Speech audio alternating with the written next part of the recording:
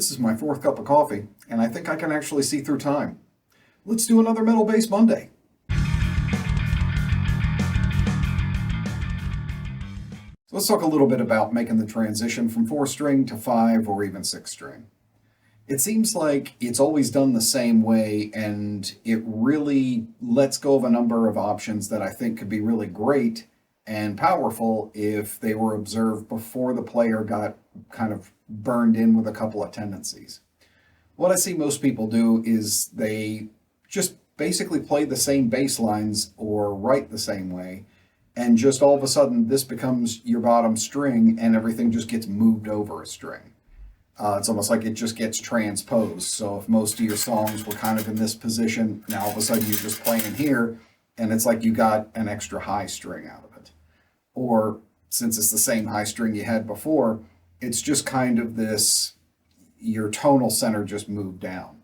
Or maybe they had a E string that was down tuned before, and now they're just, kind of using this as the next extension of that. I think that there's a really important thing that you can get out of this if you approach it early and kind of get it inside your head. Some other options to look at. One is that since basically this note is the same as what used to be your old open and your lowest note, is trying to think of this as your tonal center now. So that if you were playing mostly minor scales, you probably are in metal. Thinking about that being here now, and realizing that now you have the option of notes below it, that this doesn't have to be start all the time. That playing the songs that you were used to in standard tuning, you now have those notes. If you're saying E minor, you have these notes below that now you can use as counterpoint to the guitar. Just immediately looking at it as, changing your tonal center or what key your songs are being written in, thinking about it more from almost like this is your original neck, and now you have this space below it. So a whole other field of options opens up. It also helps a lot if, just for neck visualization, to kind of get your head around it, is starting with this idea that that's where your tonal center is, and learn, like, say, your basic scales that you already know, your minor or whatever, and do them from different fingerings to get familiar with what notes are open to you up here, and you'll probably find a bunch of really interesting ideas and shapes that you wouldn't normally think of before. Going from here to now, all of a sudden you have this area open to be able to do things below where your guitar may be. And this can still apply to detuning. If you're going to take this and say drop to A, or even A flat, or some of these guys that do notes that only whales can hear and things, you can still do that and thicken up your strings or whatever you need to do and have this option open and available. But so much of metal anymore is based around whatever the lowest note on your instrument is automatically your key. So all of your movement has to go up. And so any arrangement will normally start with the lowest note, and then all of the chord changes have to go in ascending order. Working from the idea, getting used to a lower stringed instrument, that your tonal center can be here and you're actually used to hearing it there, being able to put chords and counterpoint underneath of it opens up a bunch of new ideas and things that you can do. Again, even if your song isn't in a lower tuning, if you're staying in E, having a counterpoint while the guitar is doing a static idea and being able to go to the flat 7, flat 6, you've got your 5 underneath of it.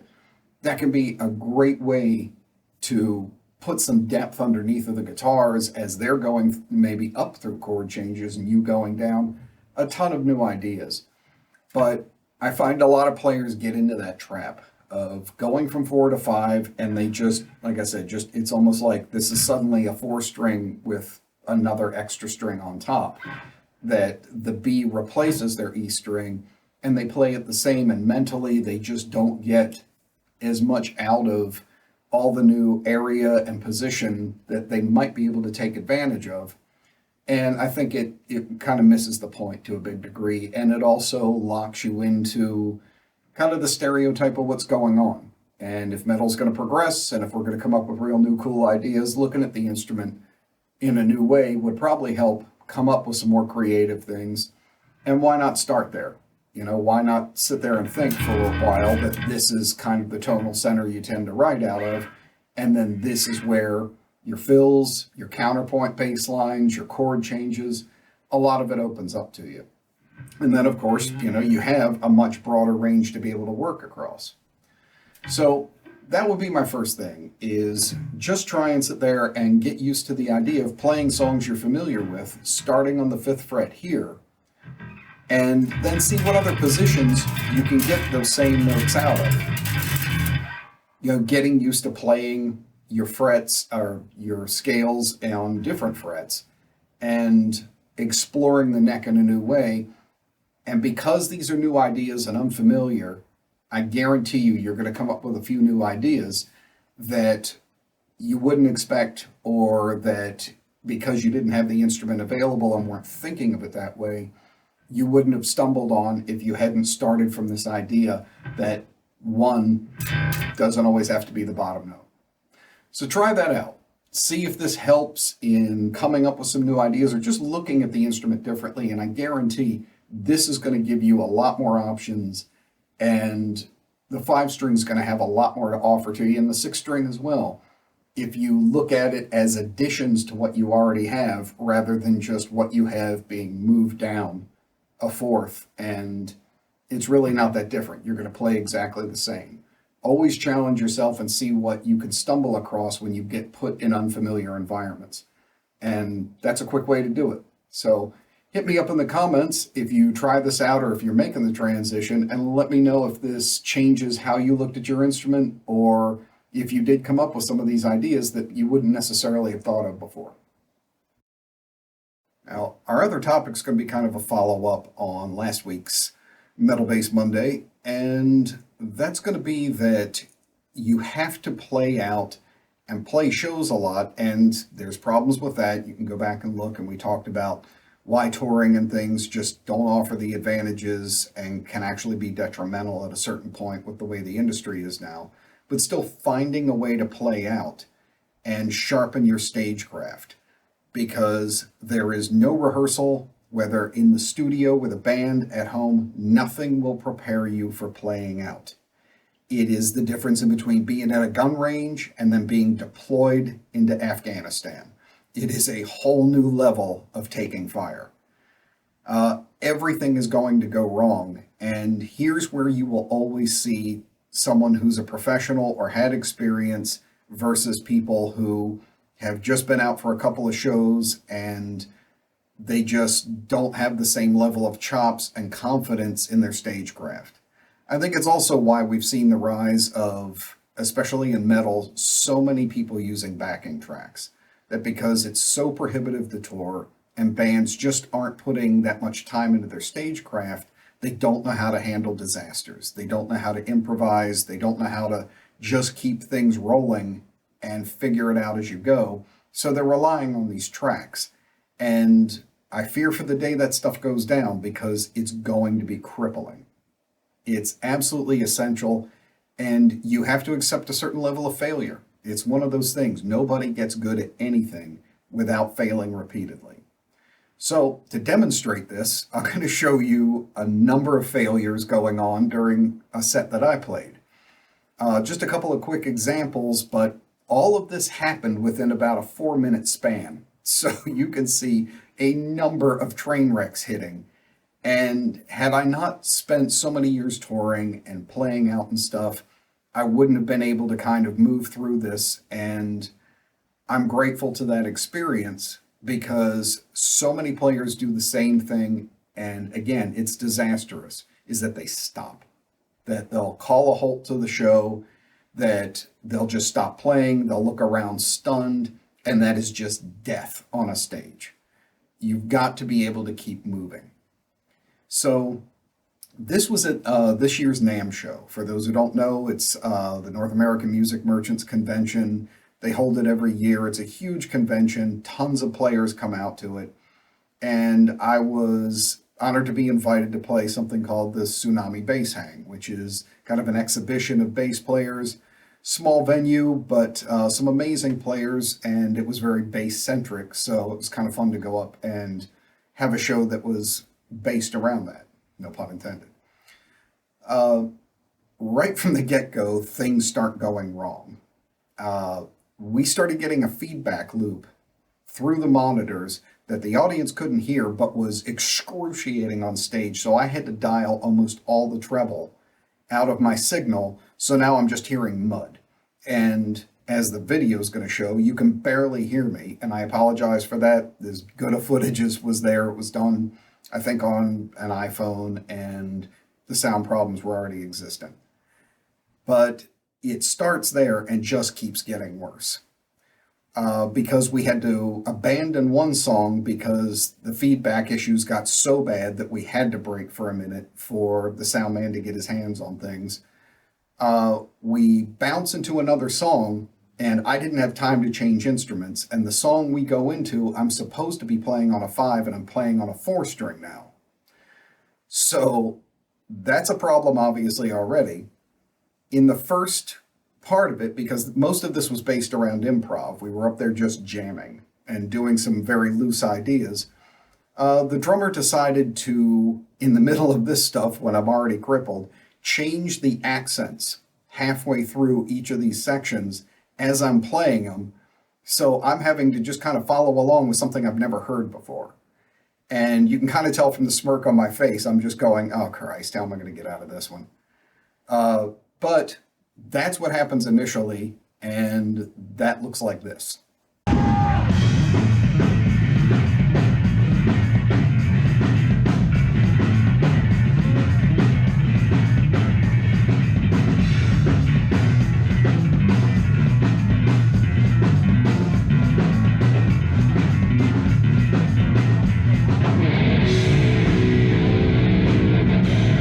So for those of you who know what accent turnovers and things like that sound like, you can hear in the drums that he's changing kind of how it goes. And it's actually pretty cool. He did a good job. It's just with me already being kind of off center and trying to negotiate how to play this, him changing it up so much like that and me really not expecting it and never having heard him do this stuff before, that threw me pretty hard. So I just had to carry and adapt and focus 100% on getting the parts in the tapping that I was playing to translate over to 4 string and not completely blow it and just keep the time going as best I could. Now, following that, because I'm playing the 4, I'm using the strap I would usually use on my 5 string. The strap locks on the 2 are completely different. I didn't have time to swap them out, so my strap winds up giving way. And then we go into a longer jam where he signals a section that, again, really demands 5 string. So you're going to see me with my foot up on the monitor, supporting my bass, my strap is falling off the side, and I'm just plowing through positions as fast as I can to compensate for the fact that I don't have that additional string going on. So that looks like this.